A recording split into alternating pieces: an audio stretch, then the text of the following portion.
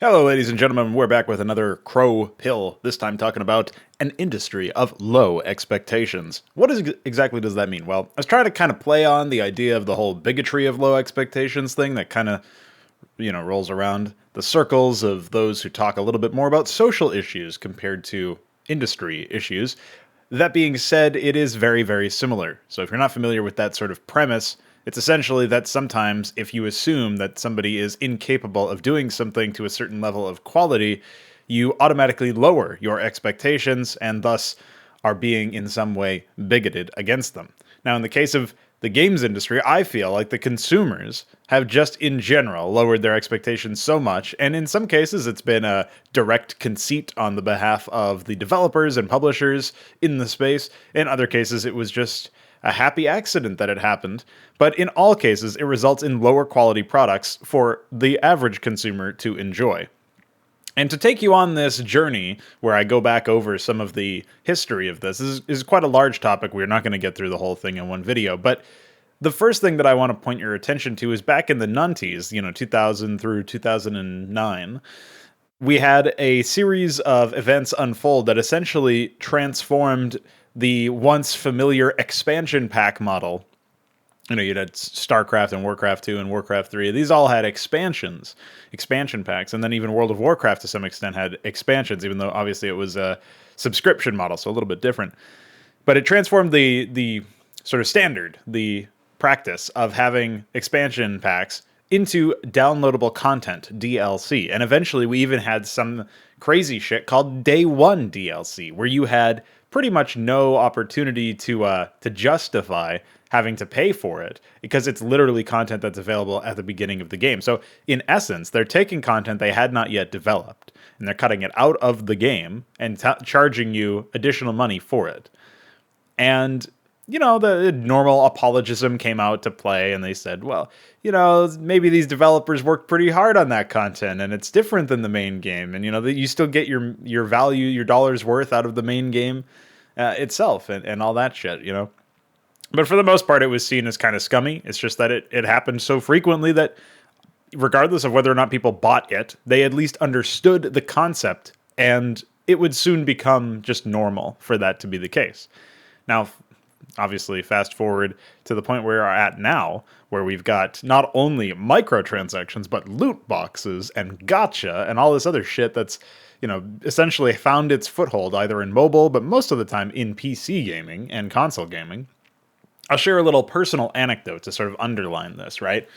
I was just informed yesterday that my father, of all fucking people, has actually spent over $1,000 on microtransactions within Madden NFL 2021, which is a game that only recently came out. If that's how much he spent in this one game, I really shudder to think how much he's spent across all of the games, because it's not like this is the first Madden game he's played, so I'll put it to you that way. And, as much as I am disappointed in that reality, you gotta understand that this is a fairly widespread thing. Not everybody's spending $1,000 on it, of course. There are whales, and then there are the people who just chip in every now and then. But the fact that microtransactions have sort of become this default position, and it's almost to the point where, it's not almost. We already are at the position where people are apologizing for microtransactions existing on the basis that maybe that's how developers need to get paid. Those poor developers, they'll just starve if they don't get microtransactions purchased on top of their $60 game. What are you going to do?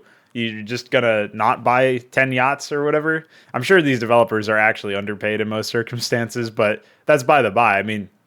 Passing the buck from whoever is in charge of handling the budget and paying out the employees, passing the buck from them and turning that responsibility over onto the consumer to pay for more low quality garbage content is really unreasonable, and just a sign of how far we've come. But the idea that they're not making enough money off of no longer having to worry about physical shipping conditions, everything's digital now. A lot of stuff is on proprietary, like, publisher platforms as well. Like, for a while people were using Steam, and Steam took a cut, but a lot of people now, like Ubisoft, is using its own platform. You got EA with its own platform. You got all these different platforms that to the point where, like, people are trying to figure out how to figure out everything. The Epic Games launcher, they're trying to figure out how to get, you know, all of their games into one spot. I think that's what the GOG Galaxy launcher is supposed to handle or something like that. So the fact that we're getting to the point where there's really very, very little in the way of you taking direct profit from a sale as a publisher, to me, it just tells me that there's no justifiable reason to, for one, like increase the price of a AAA game from 60 to 70. If you're interested in more like direct argumentation against that, I'll leave a link to an Upper Echelon Gamers video in the description. Despite his strange YouTube channel name, he's got some pretty good argumentation against that. He's had to deal with a lot of people apologizing for that practice. So always nice to see somebody else advocating for consumers to not have to put up with as much shit as they do, despite the fact that many consumers themselves are the ones who are advocating for the opposite position. But ultimately, I want to really focus on microtransactions. I want to really focus on all of these like sub purchases that you make after the fact. None of these are necessary for profit. In fact, I'll go a step further. If in fact there is a necessity for microtransactions in order for there to be a profit margin, then your business model is fucked and your budget is fucked and you're doing a really poor job. I mean, people will point to the free-to-play games. I think the free-to-play fiasco as well, like the whole concept of free-to-play games in general, I understand what they were going for, generally speaking, but I think that in essence, it was like a cynical cash grab move to get these people interested in the game and then like throw microtransactions at them. In a world where we didn't have microtransactions, we would have a position where maybe you'd get multiplayer for free or single player for free or some component of multiplayer for free. But if you wanted to play ranked or if you wanted to play something else, then you would have to pay for the full license for the game or the you know, the actual game itself. Licensing is its own fucking rabbit hole. I didn't mean to accidentally tease that one, but maybe we'll get into that. That's like the whole games as a service thing. But if you had to, you know, envision a world where we weren't constantly thrown microtransactions and loot boxes and all this other stuff directly into our faces every time we try to play a game, then I think you would have to imagine a world where you're paying for some additional like fully activated service of the game, I guess. Although I really don't like games as a service, and I really don't like always online DRM and all this other shit that I feel generally oversteps the game developers' bounds in many respects. But if you had to, again, the premise that you have to have this stuff is false in my opinion. But if you grant that false premise that you have to have all that shit, then in such a situation, I guess CounterStrike, for example, has an okay model where they have, you know, the game is free, but you have the Prime purchase that you can make, or you can just grind and get it. The problem there is that they make all their money off of you buying skins for the game, which is embarrassing and should really never have taken off. I mean, think of all of the creative shit we could have equipped on our own if we wanted our own skins, if these weren't monetized. This is the same deal with sprays, going from whatever image you want to put in there to fucking, you know, a very specific number of approved items, and they have a cap, like you can run out of them. They're charged items or something, and so you can only spray 50 times. Like, that's just stupid. The idea that there's all these random limitations on stuff, the idea that cosmetics are, you know, restricted behind a paywall or a grind wall in the first place is embarrassing.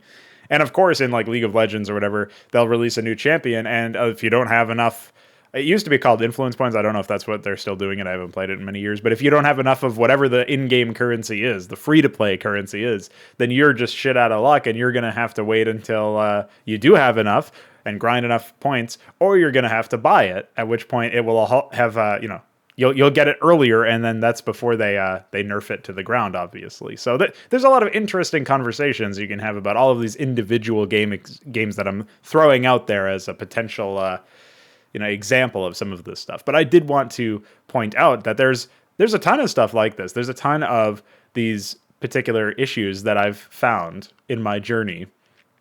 And most people seem to just be okay with it at this point. Now, I distinctly remember, I think it was sometime last year, I had an interaction. Well, it wasn't really an interaction. It was just me reading people's interactions, where I was still reading the Blizzard Starcraft Remastered forums, because I always found it somewhat entertaining what insane shit people would put there.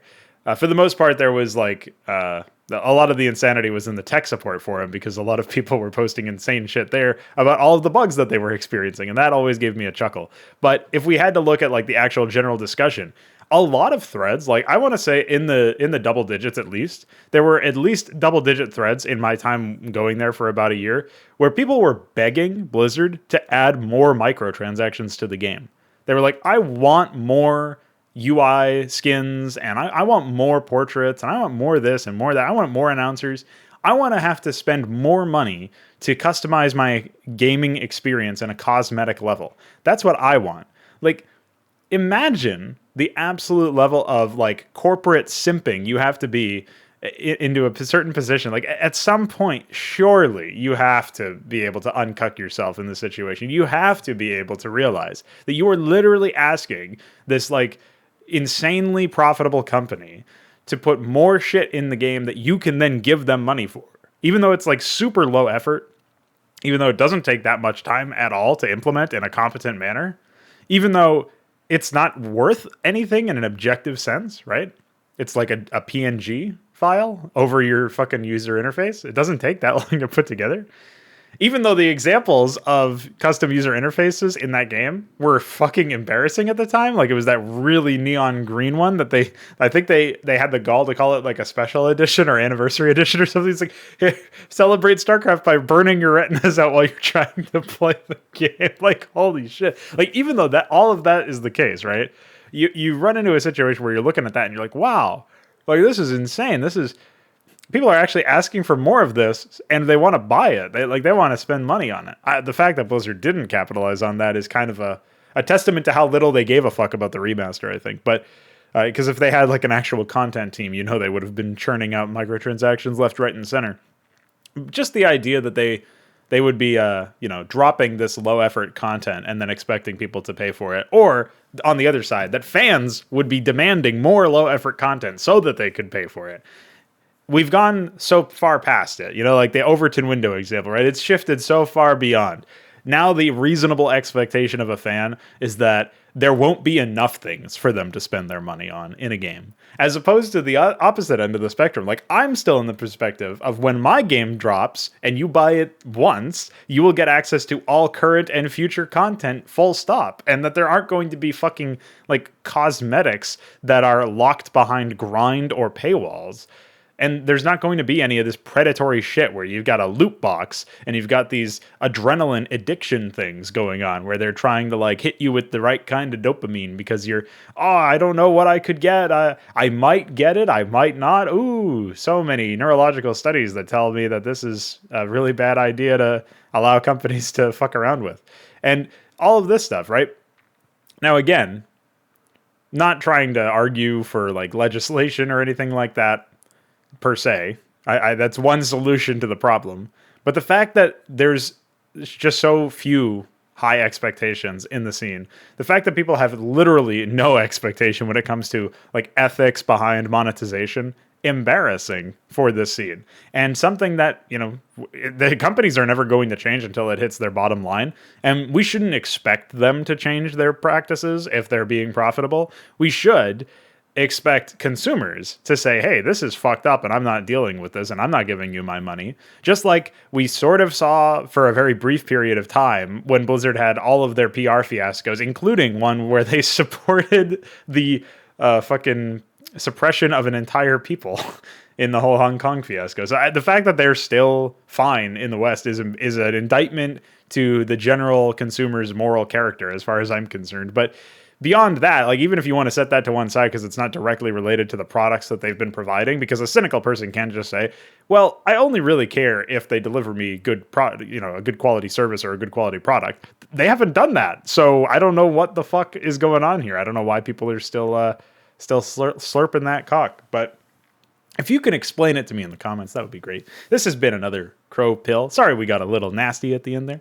It's just how things go when you're realizing how low the expectations are, how low the bar has been set, and how it doesn't seem like consumers are going to be spinning it around anytime soon, because with this Genshin Impact stuff, with all of these gacha mobile things moving to PC and people spending thousands of dollars on NFL cards, well, let's just say it's not looking too good. But maybe, just maybe, I'll be proven wrong, and there will be a positive change in the industry. One can only hope. But at this point, I think it just needs to burn to the ground and start anew. Bye.